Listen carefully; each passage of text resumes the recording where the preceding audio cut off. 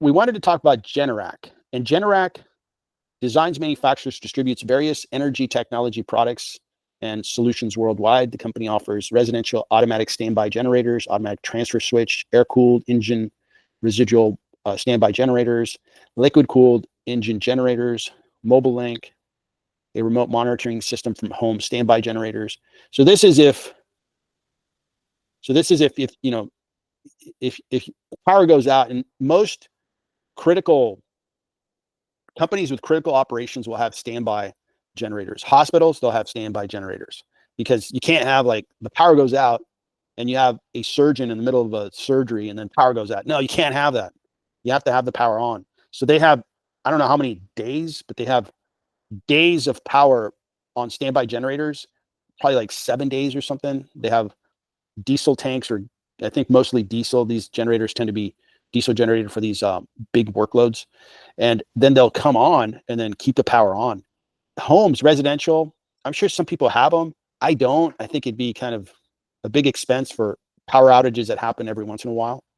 And I'm never doing anything super critical at home. It's like I'm watching TV and the power goes out. Oh, well, I'm going to go read a book. Or if it goes out, you know, we kind of can leave the house and go to a nearby area where we can have dinner or something.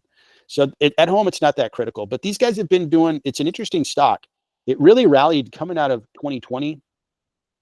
And maybe because people were at home, they really felt like, hey, I need that standby power, because now I'm at home and I don't want the power to go out. But then it really settled down. The stock came down substantially.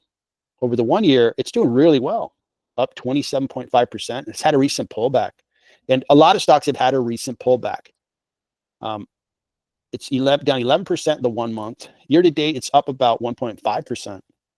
So interesting. The PE on the, I guess, 2024 year is a little high, but looking at the next year's 19, not bad. Analysts think it's discounted by about 13%.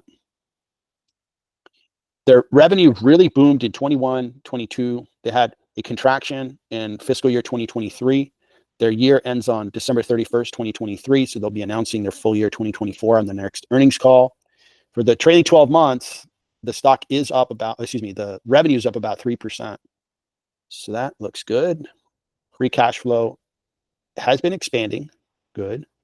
And it looks like they've had the best cash flow in a long time, or in their history. Very good. Growing cash flow. So they're growing again. Okay. And their gross margins, this is an industrial stock, I believe. So not bad. You know, mid 30s is good. Okay. So if I were to take a stab at what I think it's worth, it's probably worth like 12 billion in my mind. And that's kind of a generous, you know, let me look at the balance sheet before I get back to that. So balance sheet, so they have about $1 billion of debt. So this company, if they're growing, I could see this stock being worth about 11 to 12 billion, because they do have debt. So it's a little bit discounted. I agree with this, you know, price target versus the current stock price. This pullback's really brought the stock down a bit. If this thing pulled back maybe to 120, it'd really look interesting. And it is an industrial stock. Now, they don't pay a dividend, which is a little bit of a surprise. These guys have been around for a long time. I know of them, and I'm a little surprised they don't pay a dividend. Do you happen to know why they don't pay a dividend, Nkiter? No, I do not know why. I see that they are doing nice buybacks in the scale of like 2-3% annually in the last 2-3 years. But that's the way to return capital to shareholders from their end. Another way. That's Warren Buffett's preference, right? Don't give me a dividend, buy back shares. Now, the one thing I would say is you want to have a little dividend at least, because then it enables you to qualify for some big institutional investors. They can only invest in stocks that pay a dividend. So that's why you see like Apple pay a small dividend, Microsoft pay a dividend, Meta pay a dividend. I'm not sure if Google Alpha pays a dividend, but they do that because, okay, now I qualify for these big institutional investors to buy my stock. Yeah, Alphabet started to pay a small dividend. And that's the reason for it. So they can check a box. Yeah, exactly. So this guy's here, 18 analysts cover it. And the growth on revenue, based on this growth rate, not a bad idea. Now, we're in a stock market this coming week. If I had to pick, you only get one choice. Do you think the market's going to go down, or do you think the market's going to go up? Those are the two choices you have, and you have to make a choice. For me, I think the market's going to sell off. I think we're in a marketplace where there's a couple of reasons why it's selling off that are legitimate, rational decisions. And I don't know if it's going to go down another 1, 2, 3%, or 5%, or 10%. Those are all possibilities.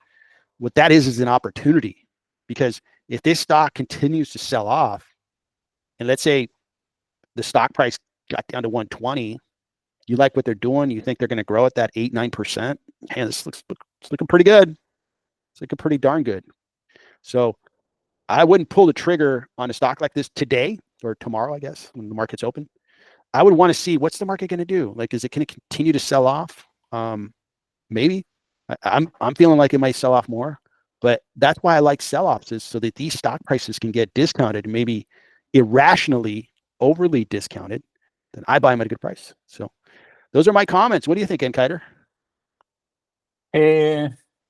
Yeah, one thing that you mentioned about a residential generator, interesting, because I know people, I don't know how frequent it is, but I definitely know and have friends that were stuck with more than a week without power under some storms or some electrical outage. Yeah. No, normally mostly in the winter or under some very windy condition. We have So a member of this stock community. If you recall, he lives in Georgia, outside of Atlanta, and you had not outside of Atlanta, but in Georgia, and you had the hurricanes that came in, and they knocked out power for his area for more than a week. And luckily, he had a generator, right, Generac, and he was able to run power and run his household. So you're definitely right. If you're in a region where you have severe weather and it's going to knock out power for a week, yeah, demand's going to be through the roof. And if you look at like everywhere where it was affected, like hurricanes in the U.S., if you didn't have a generator, you're going to get one. Or if you have an old generator that was about to go and stop working, you're going to get a new one. So I agree with that. I totally agree with that. Yeah. yeah, and I think that this is the business model, at least of this portion of the business, besides of some other verticals that they are involved with. Yeah. Yeah. Neat company. Good thing you're looking into industrial. I think industrial's done okay. If we look at, let me see if I can look at industrial. So industrials, for some reason, not showing the year to date, but in 2024, it did okay. Some industrial stocks did great. Some industrial stocks, like any sector, is going to have some laggards, but it did quite well. It's not like a total loser, right? Like, for example, healthcare didn't do very well in 24. Materials didn't do very well, but industrials did okay. So if it sells off, and the economy, right, from an economy perspective, there's plenty of jobs in the U.S., so people are employed. The economy's growing. So for Generac, I just don't see any big picture problems, or if this happens, they're going to have a tough time. I don't see that in 2025.